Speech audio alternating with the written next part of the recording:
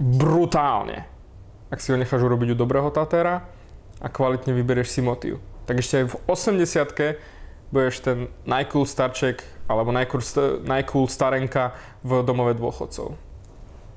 Budeš cool, skoro jak ja. Ale nie.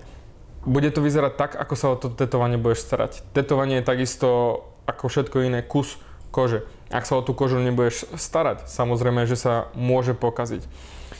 Je samozrejme dôležité, ako ti to vytetuje tatér, pretože ak ti to vytetuje fušerácky tatér, rozpustí sa to už hneď po prvom mesiaci, pretože koža pracuje s tetovaním, s farbou, s pigmentom, ktorý je napíchaný do kože. Koža pracuje s tetovacou farbou približne 1 až 2 roky. To znamená, 1 až 2 roky sa tetovanie trošičku rozpúšťa. Samozrejme, ak tatér ti to vytetuje úplne brutálne, neskutočne, tak bude to špičkové a rozpustí sa absolútne nepatrne. To znamená, všetky detaily bude vidno.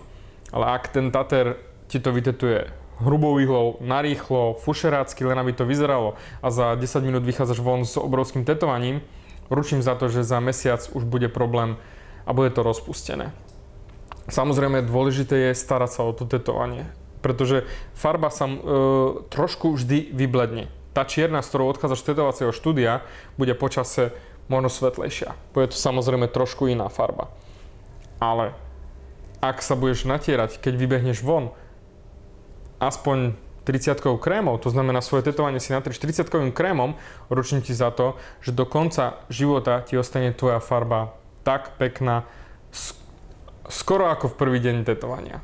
Pretože nemá dôvod vyblednúť. Slnko vyťahuje ako keby pigment, to znamená ničí tú farbu a preto je stále svetlejšia a svetlejšia. A preto vidíš na kúpalisku ľudí so zelenými ornamentami, sivými ornamentami a nejakými papagajmi, ktorí vôbec nevyzerajú ako papagáje.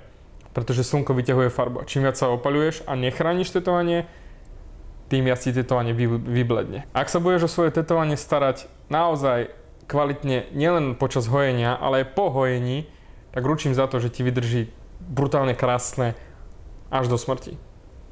A ešte 6 mesiacov po.